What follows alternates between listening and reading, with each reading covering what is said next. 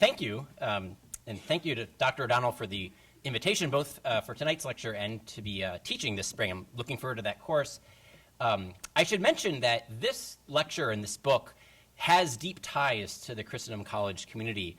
One of the chapters in the book originally appeared as a heritage backgrounder that was co-authored with a Christendom grad from class of 2015, Melody Wood. Most of the book was, the drafting and the editing was provided with a research assistant from Laura Cermak, who was our excellent intern about a year or so ago at Heritage. And then since the publication of the book, all of the distribution, promotion, speaking, and subsidiary projects have been facilitated by Monica Burke, a graduate from just a year and a half ago, who is our current research assistant. So there are deep connections with what I'll say tonight and with this campus. This is my third time on campus. I was here maybe 4 years ago. Melody had invited me out, and I spoke about marriage, how to properly understand what is marriage, and it was based on that book. And then 2 years ago, I was here. It was on the Feast of Thomas Aquinas, and I spoke about the aftermath of the redefinition of marriage, and particularly focusing on the religious liberty aspect. And to a certain extent, tonight's lecture flows right from those two earlier lectures. That what we've seen in the past several years is a pivot from the LGB part of the acronym to the T part of the acronym. And that's not to say that there haven't always been people who experience gender dysphoria. All throughout human history, there have been people who have felt a sense of alienation from their body. What makes this moment unique is a combination of modern technology, a combination of modern political power, and then a combination of, that's my baby, so it's okay, and then a combination of modern ideology. And when you combine those three things, new technological and medicinal possibilities, a new ideology on how we think about the human person and human sexuality, and then an arising political movement, that sets the conditions for a radically different response to gender dysphoria. It was about 50 years ago that Johns Hopkins University and Johns Hopkins Hospital, they opened one of the first sex reassignment clinics in the United States.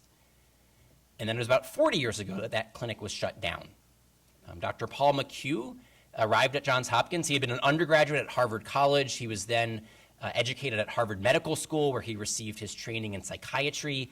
He then is hired by Hopkins, and then eventually he's promoted to be psychiatrist in chief at the hospital and chair of the psychiatry department at the medical school.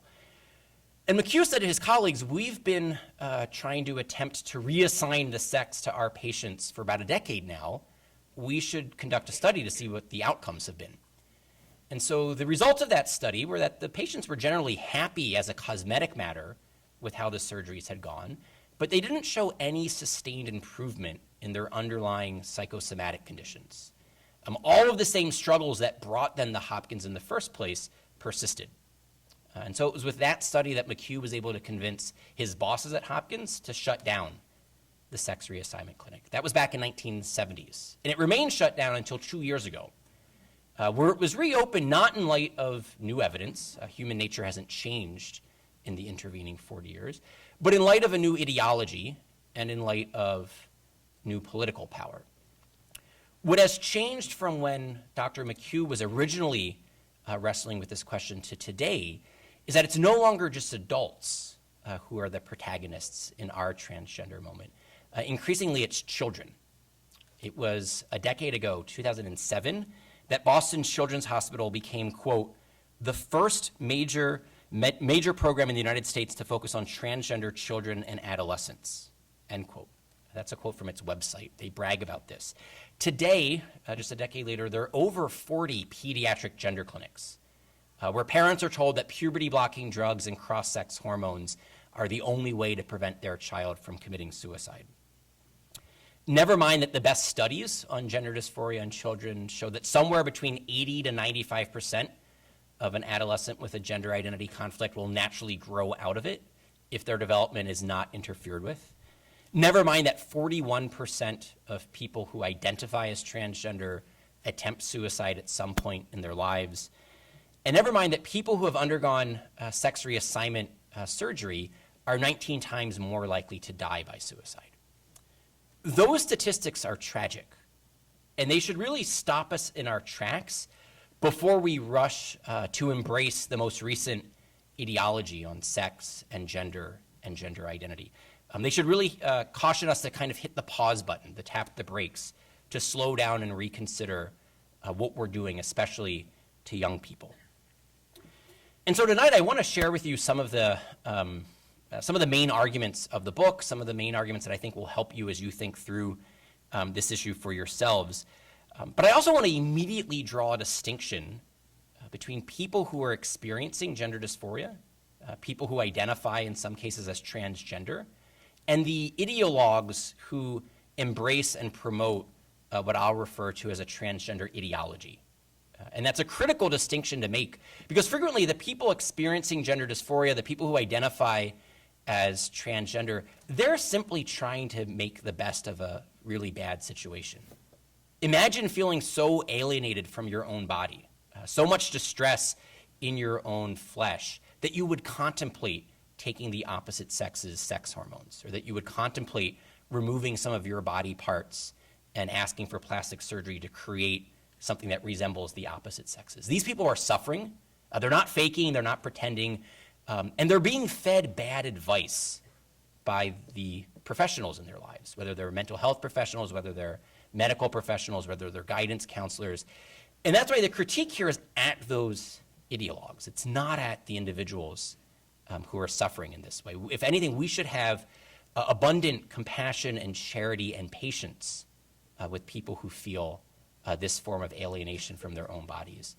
But we also need to insist on telling the truth when it comes to those who are promoting a faulty anthropology.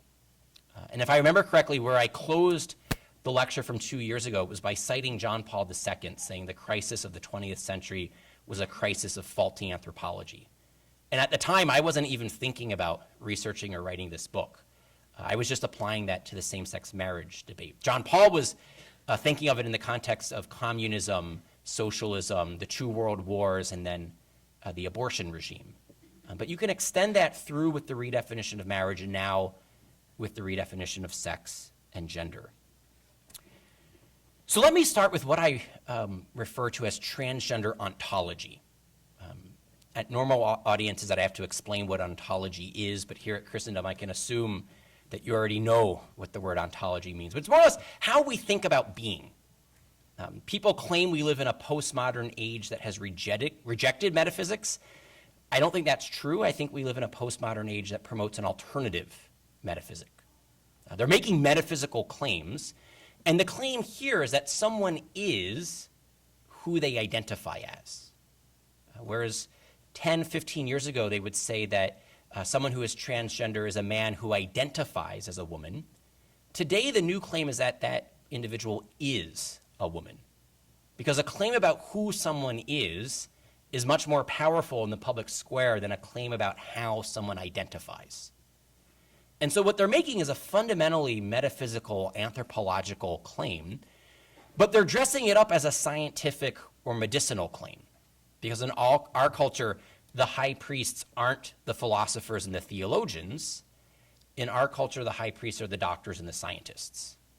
So they want to trade on the cachet of the prestige of the doctors and the scientists to make what are fundamentally claims about human nature, about anthropology, about metaphysics. Let me give you an example of this. From a medical perspective, the appropriate determinant of sex is gender identity. It is counter to medical science to use chromosomes, hormones, internal reproductive organs, external genitalia, or secondary sex characteristics to override gender identity for purposes of classifying someone as male or female. This was an argument made by Dr. Deanna Adkins in a federal court of law in North Carolina during the lawsuit surrounding North Carolina's HB 2. Dr. Adkins is the director of the Duke Center for Child and Adolescent Gender Care, which opened 3 years ago, which gives you an idea of how new all of this is. This claim is radical for several reasons. I'll just focus on two. First is that when the original gender theorists used the word gender in distinction to the word sex, They were saying that sex was the biological reality and then gender was a social construct, and that gender was merely a social construct, and they were trying to distinguish sex from gender. Today, she's arguing in federal court that your gender identity determines your sex. Just a few years ago, the bread and butter of medical science were things like chromosomes and hormones and internal organs and external genitalia and secondary sex characteristics. Today, Dr. Adkins is telling federal courts that it's counter to medical science to point to any aspect of objective reality if it conflicts with someone's subjective identity. And so the claims of identity become paramount over aspects of reality. This isn't just taking place in courtrooms, this is increasingly taking place in classrooms. So the genderbread person, which you can see here,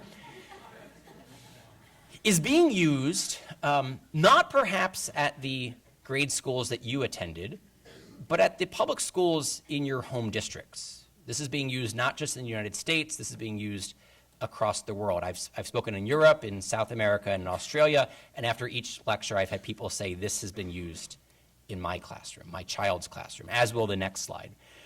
And what this suggests is it suggests to a child, it indoctrinates a child, it catechizes a child to believe that their identity exists along 5 different spectra. Gender identity, which you see in the multicolored brain of this individual, gender expression, the next box down, biological sex, and then sexual attracted to and romantically attracted to. And it says that all of these things exist along spectrums. You'll see even biological sex has arrows to suggest that you could be more or less, and that there are infinite possibilities when it comes to gender identity. The fine print of gender identity in the little blue writing in the top box says how you in your head define your gender based on how much you align or don't align with what you understand to be the options for gender. And then the graphic lists, quote, 4 of infinite possibilities: womanness, manness, two-spirit, and genderqueer. The genderbread person got in trouble, so it's been replaced by a new graphic, even though you'll notice this is version 3.3. You see genderbread person V3.3. This is the most up-to-date operating system for the genderbread person. Still got in trouble for 2 reasons. First, they claimed that the genderbread person was supporting the patriarchy, that it looks too much like a man. It looks like a gingerbread man. And then the second reason was they said that it uses a politically incorrect term. In the middle of the graphic, you'll see it says biological sex. So the new graphic is the gender unicorn. You'll see that it no longer resembles either a male or a female. In fact, unicorns are mythical creatures, so it's oddly appropriate that they chose a unicorn. You'll also see that it now says sex assigned at birth.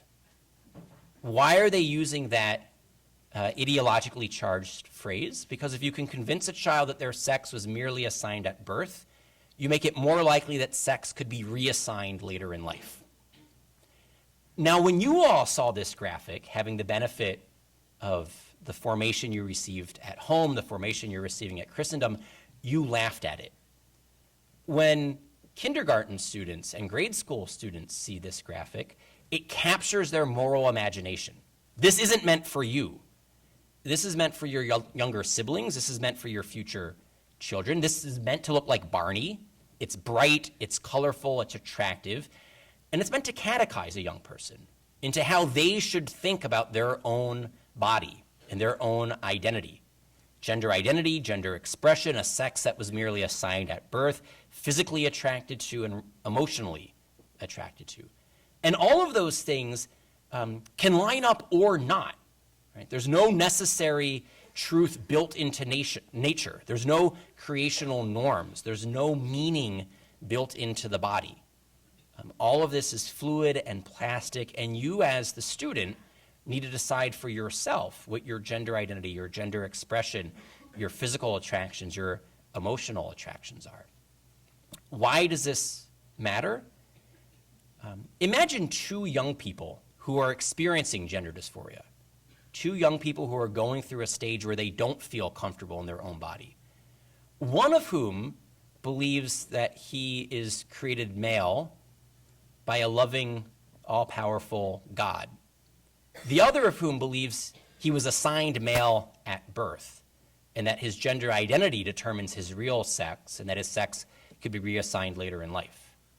Same two individuals with the same exact set of experiences and feelings would interpret those experiences and feelings in radically different ways based upon what their underlying convictions are. So too, the underlying convictions of their parents and their counselors and their physicians and their guidance counselors go through the list. All of us try to make sense of our lives. We try to make sense of our thoughts and our feelings and our experiences. We do this whether we're young children or whether we're middle-aged adults, right? We're constantly trying to make a coherent narrative sense of our lives. And we interpret our thoughts and our feelings and our experiences in light of certain core convictions, certain core beliefs, certain scripts. And so the gender unicorn is replacing the creation narrative in Genesis. Right? It's replacing a certain understanding of being created male or female. The people who created this image explain why.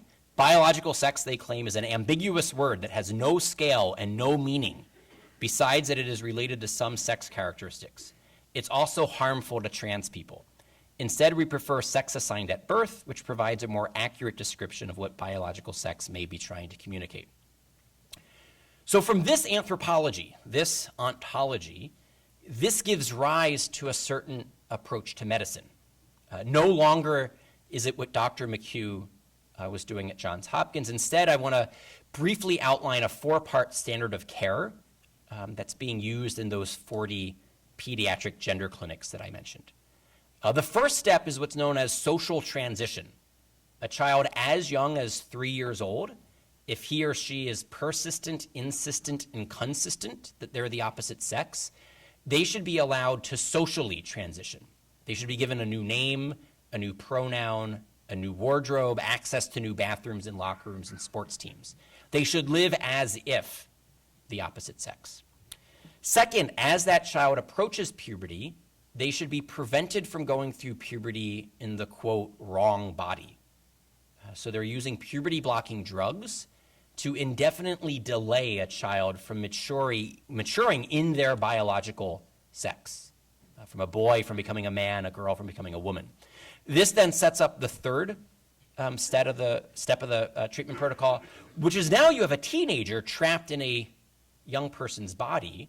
So the third step is you try to imitate the opposite sex's puberty by administering testosterone to teenage girls and estrogen to teenage boys.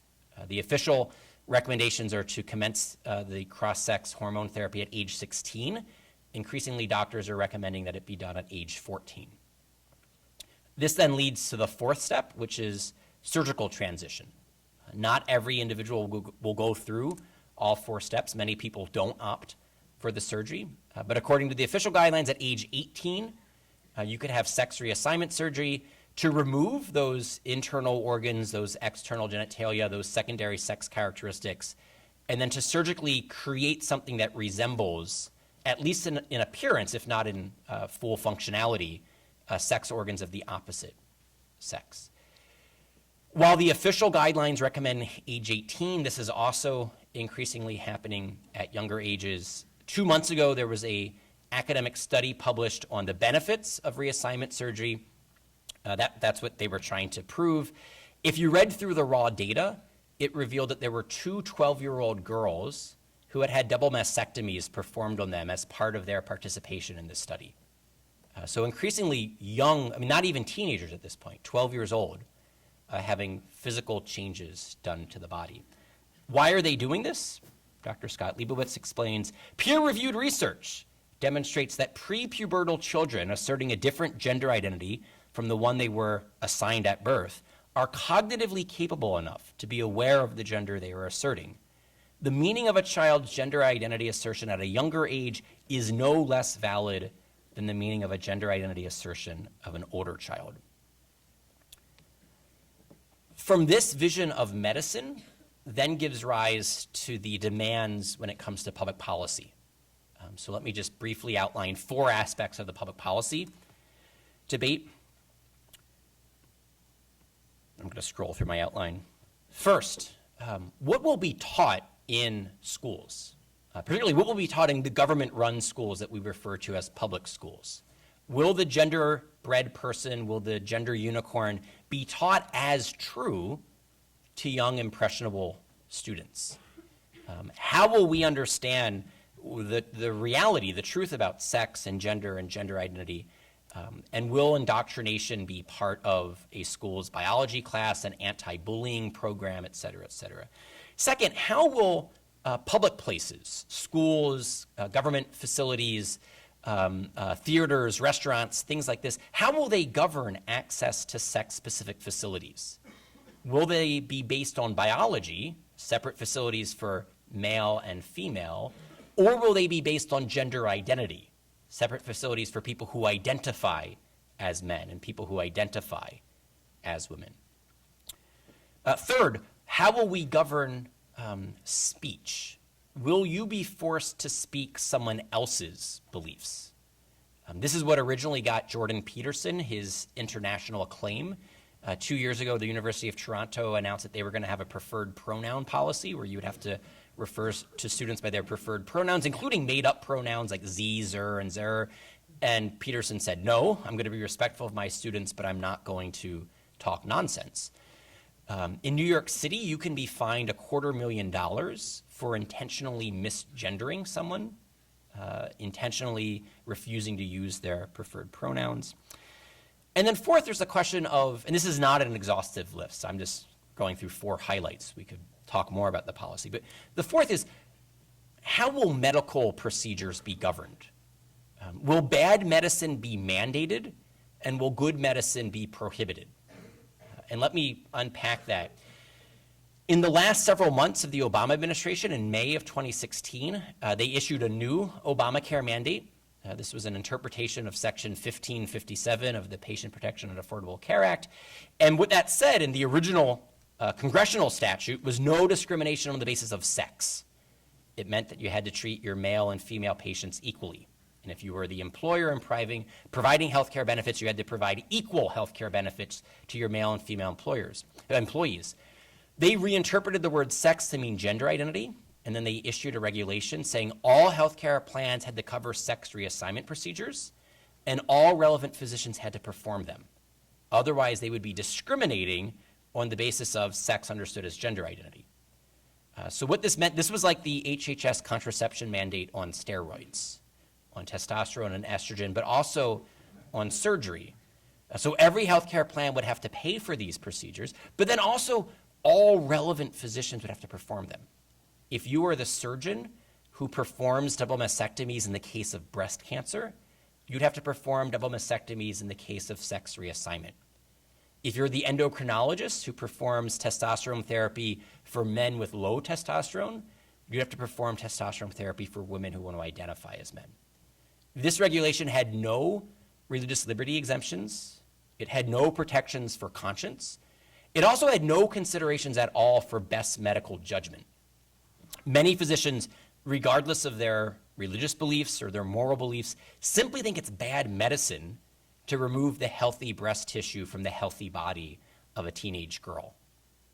And this regulation had no consideration at all for the physician's medical judgment.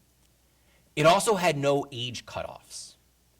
Some physician thinks it's okay for Bruce to become Caitlin, but they don't want teenage children making these life-altering medical decisions. And they don't want to be co-opted by the government into performing them. This regulation had no distinction, no cutoff for the age of the patient. So that's the mandating bad medicine. Now it's up to 12 states have prohibited good medicine. There are now 12 states that prohibit what they call conversion therapy.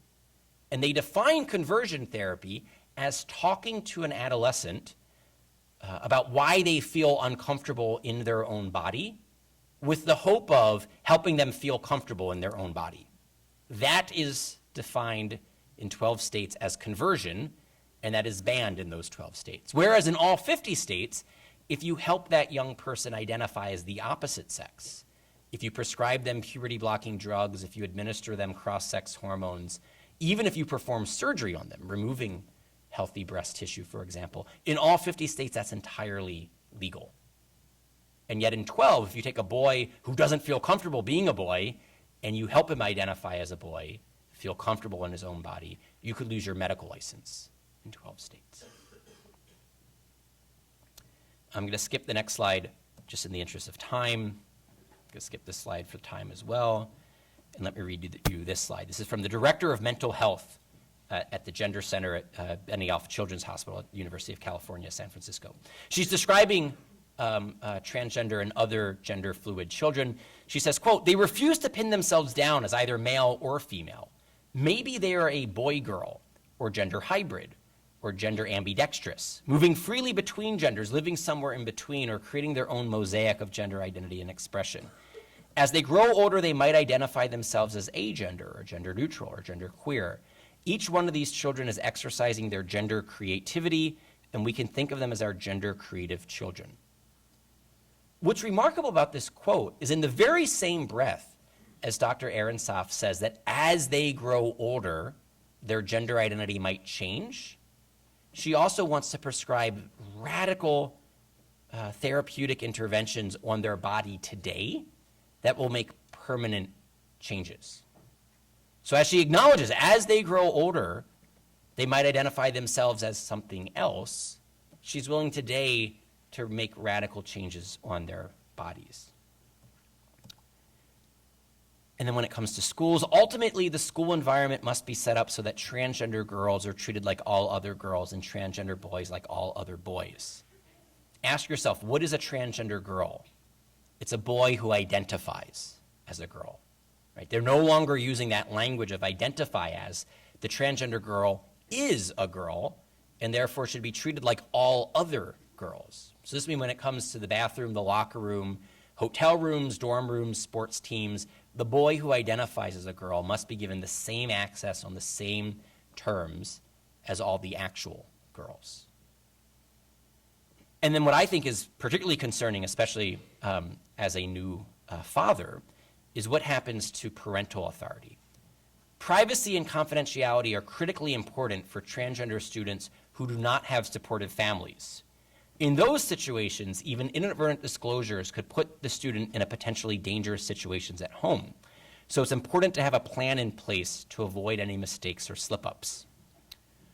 What they're talking about here is how you as a principal or an administrator of a school could set up the school environment so that a child could transition at school without his or her parents knowing about it.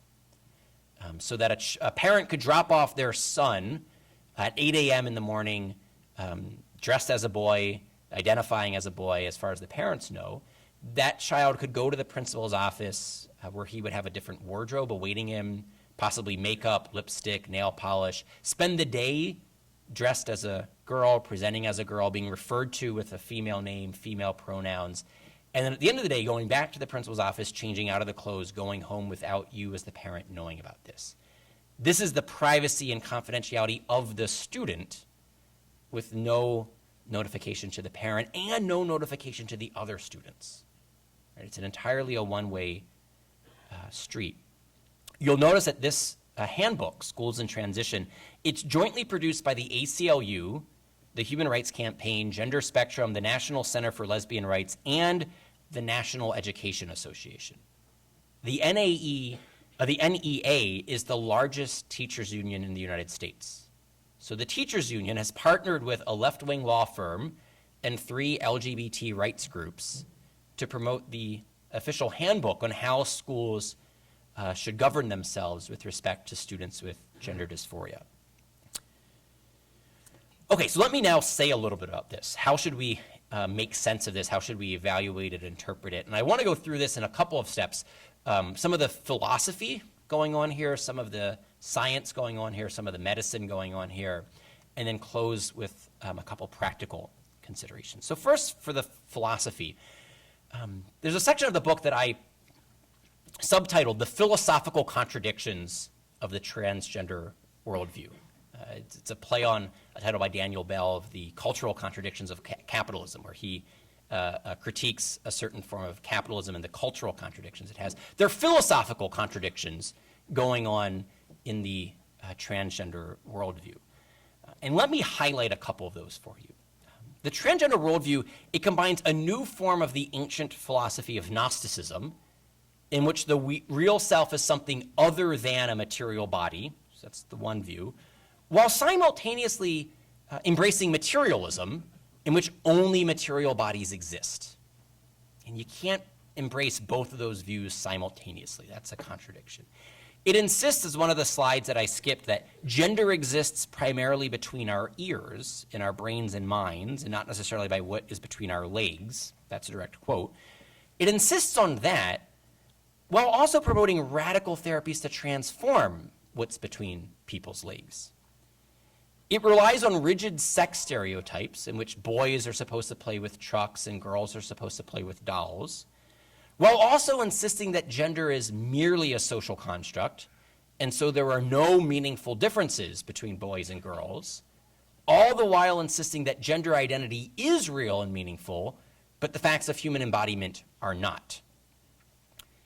It embraces radical expressive individualism, in which people should be free to define the truth how they wish it were, and they should be free to live their lives how they wish, while simultaneously enforcing a ruthless paternalism in which anyone who dissents should be coerced and punished.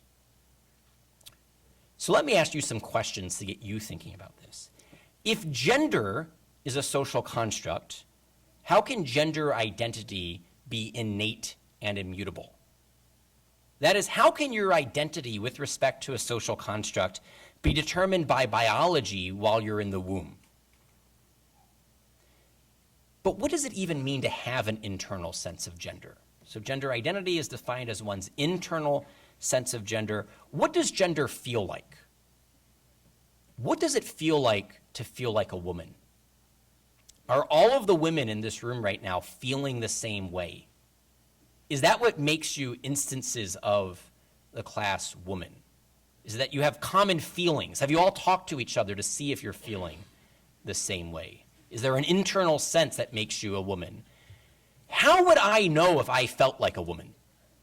Right? So there's both an ontological and an epistemological problem here. The ontological, what is it? Is there a there of feeling like a woman? Is that what sex and gender refer to, an internal feeling? And then an epistemological problem, how would I know if I was feeling like a woman? This goes back to Thomas Nagel's essay on what it's like to be a bat, that we don't have this incarnational first-person knowledge of what it's like to be a bat. I don't have that knowledge of what it's like to feel like a woman. Why should feeling like a woman, so we're shifting back to ontology now, why should feeling like a woman, whatever that means, make someone a woman? Right? So even if we could answer the question of what it is to feel like a woman, why should feeling like X make you X? We don't say our feelings determine our identity on a host of other issues. There's a 60-something-year-old man suing right now to identify as a 40-something-year-old man, and no one thinks he actually is 40-year-olds. Our feelings don't determine our age. Otherwise, I would be retired by now. Likewise, no one ran along with Rachel Dolezal, the white woman who identified as black and who was running her local NAACP chapter. So our feelings don't determine our race. Why do our feelings determine our sex? To a certain extent, I think that gender identity can sound similar to religious identity on a certain modern understanding of religion. And what I mean by this is that this is where your identity is determined by your beliefs. But just like religion, those beliefs don't determine reality. So consider, a Christian is someone who believes that Jesus is the Christ. A Muslim is someone who believes that Muhammad is the prophet. Jesus either is or is not the Christ, regardless of what any of us believe. In the same way, I either am or am not a man, regardless of what any of us, including me, believes. So just like religious life, where we try to conform our thoughts and our feelings and our beliefs to reality, so too with our sexual and gender identity life. We try to conform our thoughts and our feelings to the reality of our own body. Our gender identity, our sexual identity is meant to reflect underlying truths. It's not that the truth is determined by our feelings. Right? They've turned this, they've inverted this upside down. So if that's some of the underlying philosophical contradictions, it's not surprising to see that there's also some underlying physical contradictions. Contrary to what the activists claim, sex isn't assigned at birth, and that's why it can't be reassigned later in life. Sex is a bodily reality, and it's recognized long before birth. An ultrasound technician offered to tell us whether our unborn child was a boy or a girl at 20 weeks post-conception. And the sex of our child wasn't assigned at ultrasound. What the technician was doing was the technician was recognizing a certain inbuilt reality. Even on a grainy ultrasound screen 20 weeks prior to birth, the ultrasound technician can identify, they can discern, they can recognize a truth about that person. This is a truth that begins to take shape at conception with the chromosomes that we inherit from our mother and father. Those chromosomes then lead to the development of certain internal reproductive organs, which then produce certain hormones, which then lead to the development of certain external genitalia, which will then in turn lead to the development of certain secondary sex characteristics. If you're still awake, you will notice that that's the litany that Dr. Adkins claimed was counter to medical science. Right? Those are the 5 aspects, those chromosomes, hormones, internal reproductive organs, external genitalia, secondary sex characteristics that she claimed is now counter to medical science. That's how we actually identify the male and the female, not just of the human species, but across the animal kingdom. How is an organism organized with respect to sexual reproduction? And there are 2 ways of being organized with respect to sexual reproduction. There's a male and a female way. There are 2 sexual reproductive systems, a male and a female system. There are 2 sets of sex cells, sperm and egg. There are 2 sets of sex genitalia. This is why there's a stable sex binary. This isn't a social construct. This isn't something that's merely created by culture. This is something that's built into the nature of reality, built into creation. And none of that can actually be reassigned later in life. What you can do is you can amputate certain body parts and then you can try to masculinize or feminize the outward appearance of an individual. You can't actually reorganize the body with respect to reproduction. So Dr. Larry Mayer at Johns Hopkins and at Arizona State, scientifically speaking, transgender men are not biological men and transgender women are not biological women. The claims to the contrary are not supported by a scintilla of scientific evidence. And Robbie George at Princeton, changing sexes is a metaphysical impossibility because it is a biological impossibility. Just as sex reassignment fails as a physical matter, the best medical studies we have so far suggest that it also fails as a psychosocial matter, that it doesn't bring the wholeness and the happiness that patients are desiring. The best medical evidence we have suggests that even in cultures that are generally transgender friendly, and even where the procedures go well as a cosmetic matter, people who undergo sex reassignment surgery still face a host of heightened risks in terms of underlying depression, anxiety, suicide ideation, suicide attempts, substance abuse, alcohol abuse, etc. So Dr. Mchugh wrote an essay for public discourse after Bruce Jenner came out as identifying as transgender. He writes, "Transgender men do not become women, nor do transgender women become men. All become feminized men or masculinized women, counterfeits and impersonators of the sex with which they identify. In that lies their problematic future. When the tumult and shouting dies, it proves not easy nor wise to live in a counterfeit sexual garb. The most thorough follow-up of sex reassigned people, extending over 30 years and conducted in Sweden, where the culture is strongly supportive of the transgender, documents their lifelong mental unrest. 10 to 15 years after surgical reassignment, the suicide rate of those who had undergone reassignment surgery rose to 20 times that of comparable peers." So what Mchugh is pointing at is you have an underlying problem. Imagine that you feel so much discomfort in your own body that you would contemplate reassignment surgery. And the surgery doesn't actually address that underlying problem, because the underlying problem wasn't with your body to begin with. That's part of it. And then the second part is that he says it proves not easy nor wise to live in a counterfeit sexual garb. That trying to live for the long haul, 5, 10, 15, 20 years, as if the opposite sex proves increasingly difficult for these people. Don't just take Dr. Mchugh's word for this. Let me run through a couple other slides just to give you some other sources. All of these quotes are in the book, so if you're looking for references, you can find everything there. This is the Guardian newspaper. It's a United Kingdom paper. This is back in 2004, so 14 years old now. Guardian, this is them speaking of themselves in the third person. Guardian Weekend asked Birmingham University's Aggressive Research Intelligence Facility, ARIF, to assess the findings of more than 100 follow-up studies on post-op transsexuals. ARIF, which conducts reviews of healthcare treatments for the NHS, concludes that none of the studies provides conclusive evidence that gender reassignment is beneficial for patients. It found that most research was poorly designed, which skewed the results in favor of physically changing sex.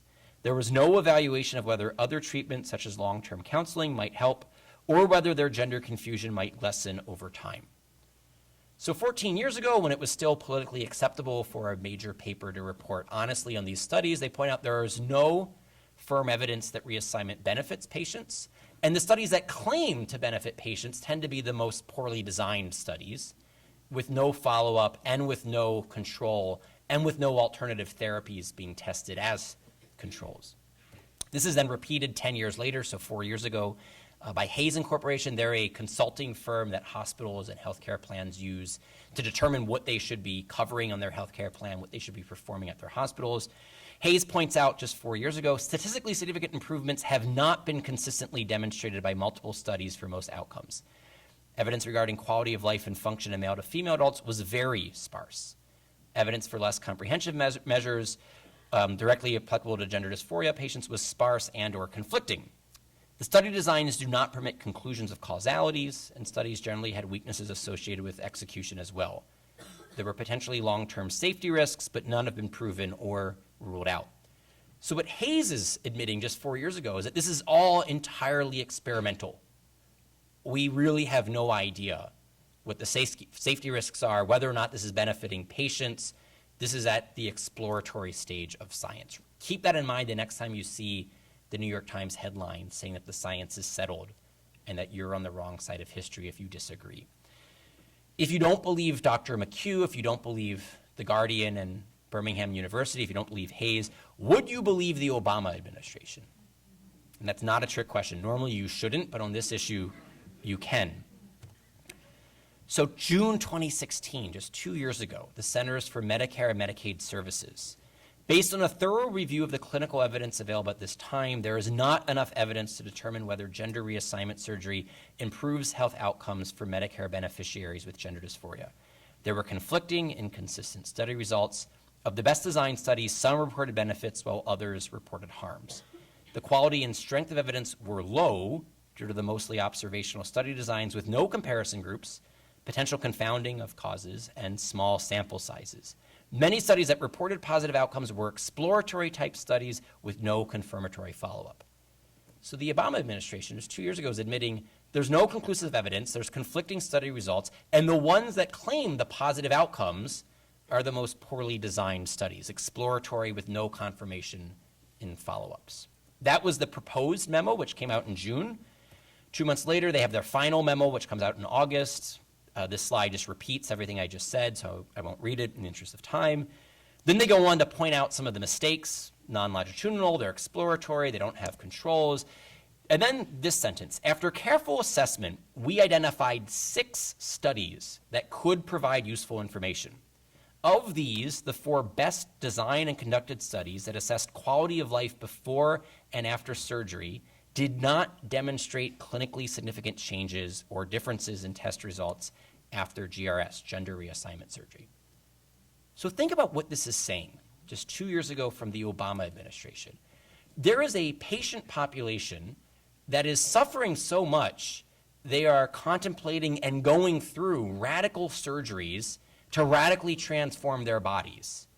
And the 4 best studies on this show no clinically significant changes in their test results after that surgery.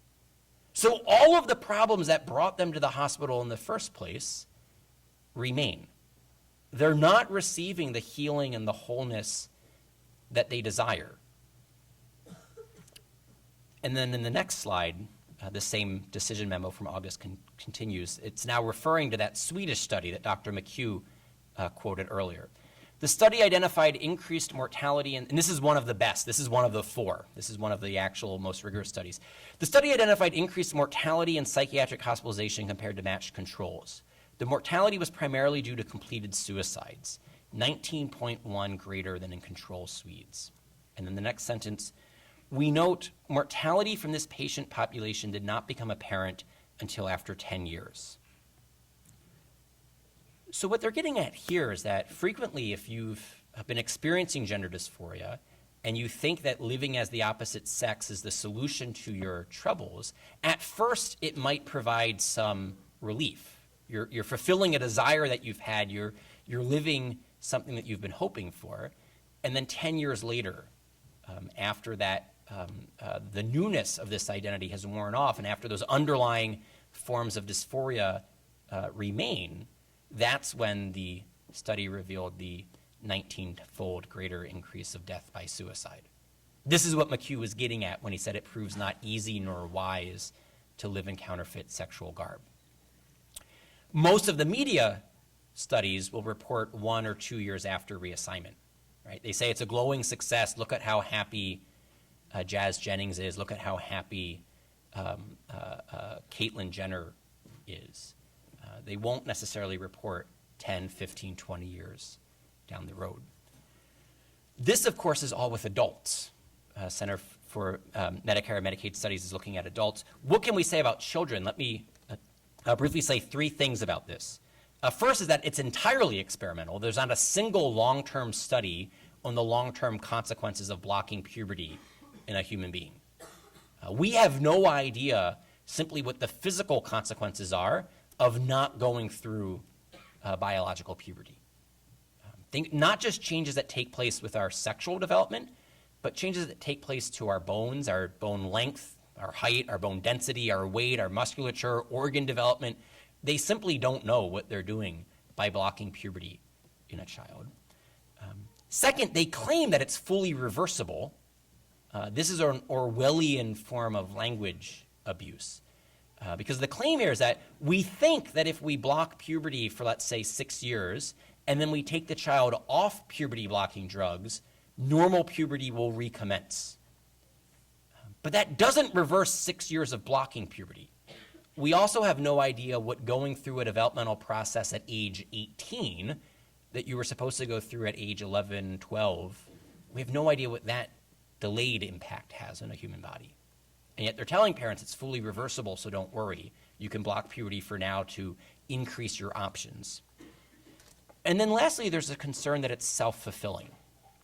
Remember that at the beginning of the lecture I said that the best studies show that 80 to 95% of young people with a gender identity conflict naturally will grow out of it. They'll reconcile their identity with their body. The Dutch clinic that pioneered puberty blocking as a treatment for gender dysphoria, 100% of the children in their study persisted in their transgender identity, which has led some American physicians to question whether or not encouraging a child to transition and to live as the opposite sex, and then blocking their puberty, and then giving them the opposite sex's sex hormones, if this isn't a self-fulfilling treatment protocol, that you're actually locking in the transgender identity.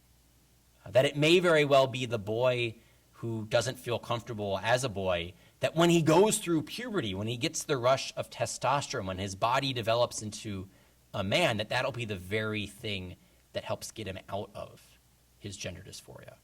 And so you're actually blocking the developmental pathway that would help coincide, help reconnect the identity with the body. And you might very well be reinforcing, especially with neuroplasticity, the transgender identity. So I said I wanted to close with something practical. Let me describe What Dr. Mchugh still recommends, he still sees patients 1 day a week. He's in his 80s now, but he's still practicing medicine and trying to live out the Hippocratic Oath. What he recommends, and other doctors like him, Dr. Michelle Cretella, the president of the American College of Pediatricians, what she recommends, and then also I want to provide you with a closing story. So the basic framework for the good response is talking to a child to find out what the underlying cause of the dysphoria is. Asking a child, what is it about being a boy that you find uncomfortable, that you find discomforting? What is it about being a girl that you think will provide a solution to this problem? What's attractive about it? What's appealing? What is it that provides you a sense of wholeness and completeness if you were to be living as a girl? And trying to pinpoint the underlying cause of either the anxiety about being a boy or the attractiveness about being a girl. Dr. Mchugh compares this to other forms of dysphoria, to other types of body identity problems, to something like anorexia. And no physician in his or her right mind would prescribe liposuction to an anorexic high school student because the problem's not with her body.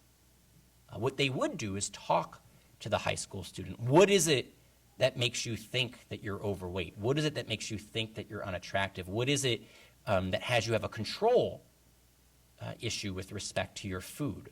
Right? They would try to discover what is causing this sense of either a body image problem or an eating disorder.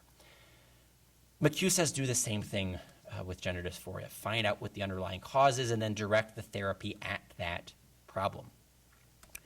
So 2 examples from a Toronto clinic. One involves a young boy, was identifying as a girl. Parents take him to see a therapist. The therapist just starts asking why questions. What is it about being a boy that you find uncomfortable? What is it about being a girl that you find attractive? And the child revealed that he was being bullied. The other boys in class were picking on him. They were calling him a sissy and a wuss. He wasn't the most rambunctious boy. He wasn't the most kind of physically imposing boy. He was smaller. He was quieter. He was more sensitive. And so the boys in his class were picking on him. He had formed closer friendships with the girls in his class. And as a coping mechanism for the bullying, he was identifying as a girl. So the therapist suggested 3 things. They said, first, get your son out of this environment. This actually is an environment of toxic masculinity. The bullying is the underlying cause of his gender dysphoria. Get him out of there. Second, keep bringing him back to me so that we can talk each week about what it really means to be a boy and what it means to be a girl. Contrary to that slide from Dr. Scott Leibowitz, your young son is not cognitively capable enough to know what it means to be a girl trapped in a boy's body. Your son is going off of stereotypes. And he doesn't fit the narrow stereotype that he understands of what it means to be a boy, and so he's convinced himself that he's a girl. So we have to keep talking about these things so that he can develop a more mature and nuanced and robust understanding of authentic masculinity and femininity. He needs to know that not all boys have to be jerks.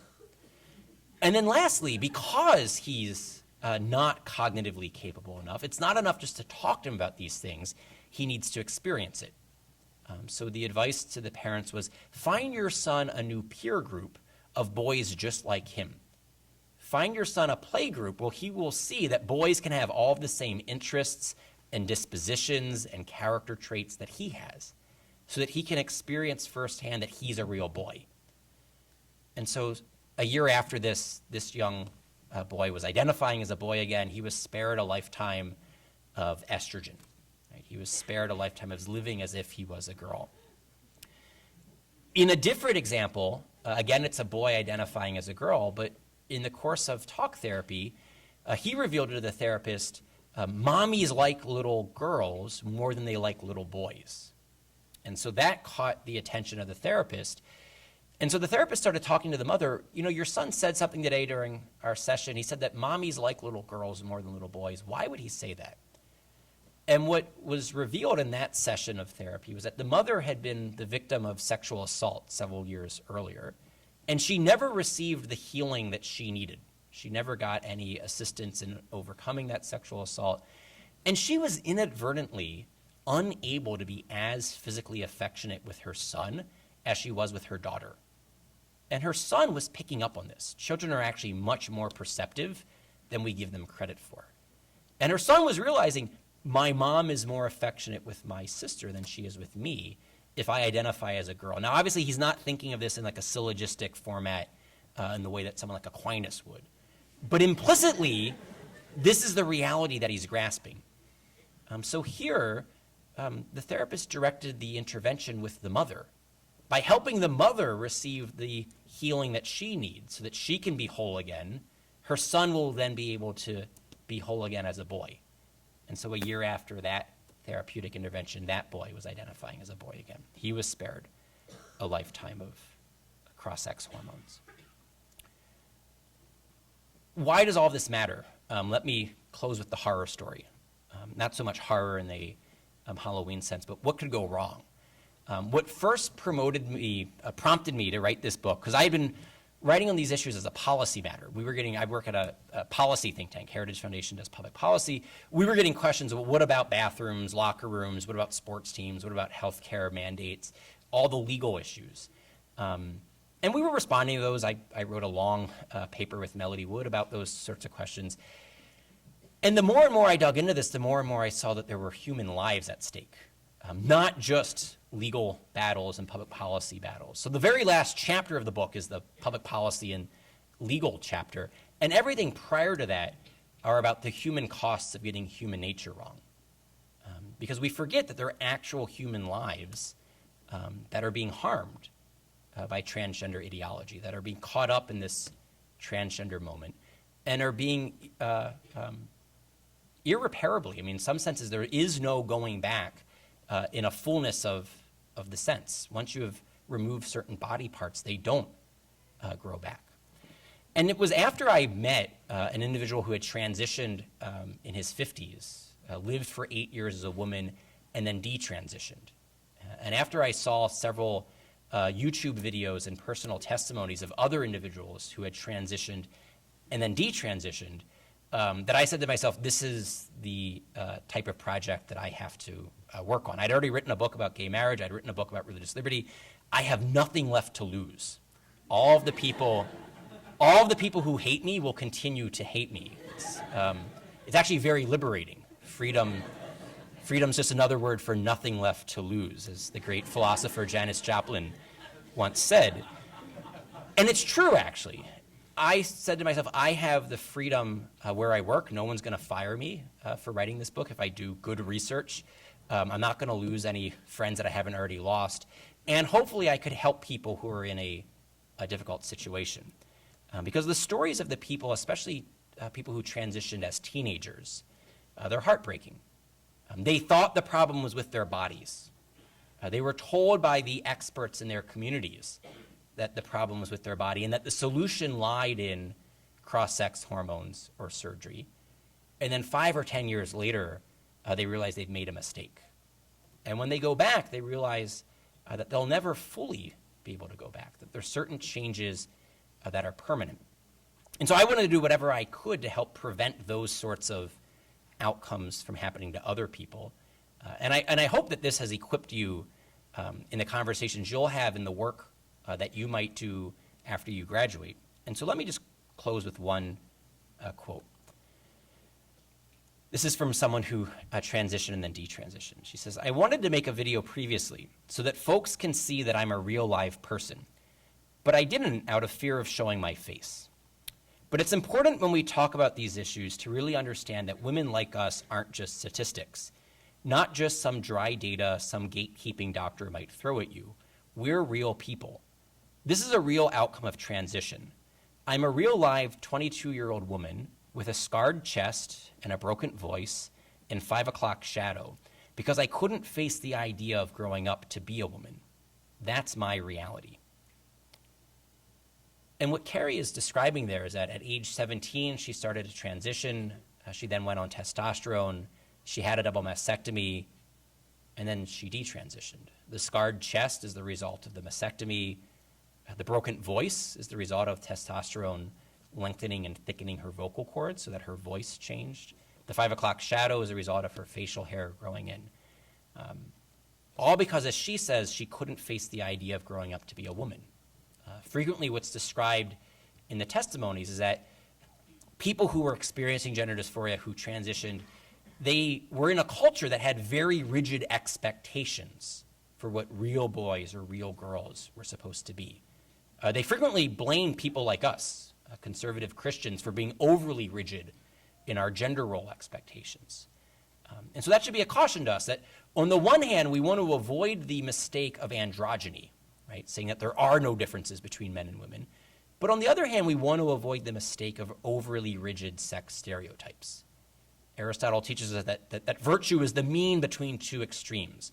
These are the two extremes that our culture oscillates between, right? We're either androgynous, there are no differences between men and women, we have a very androgynous form of feminism today, or we revert to these very rigid sex stereotypes in which men are from Mars, women are from Venus, right? We're totally different.